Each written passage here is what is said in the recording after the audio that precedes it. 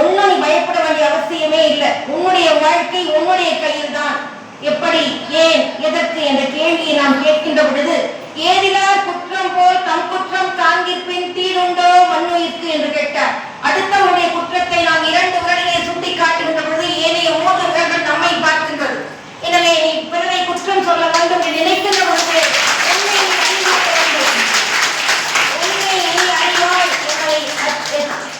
அச்சுறுத்திய எச்சரிக்கை காட்டியவர் வள்ளுவர். பண்பில்லான் பெற்ற செல்வம் பயனில்லாத செல்வமாக போய்விடும். எனவே செல்வம் என்பது எப்படி, செல்வத்துடைய தன்மை என்ன என்றால் செல்வம் என்ற நிலையை பெற்றது. எனவே உனக்குரிய செல்வம் எது என்று சொன்னால் கல்வி மட்டுமே.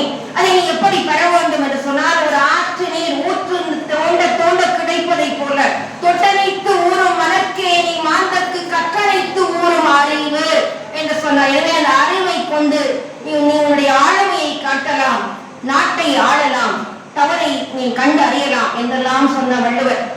பல்வேறு நிலைகளே தன்னுடைய குறைகளையும் நிறைகளையும் மனிதன் உணர்ந்து கொள்ள வேண்டும் என்பதைத்தான் நம்முடைய தமிழ் மொழியினுடைய தொடக்க எழுத்து அகரம், முடியும் எழுத்து நகரம். இதை தொல்காப்பியர் குறிப்பிடுகின்ற பொழுது அகர முதல நகர இருவாய் 30 என்ப சார்ந்து உடல் மரபின் 3 கடையே என்று தன்னுடைய நூற்பாவலை எடுத்து கையாளுகின்றார்.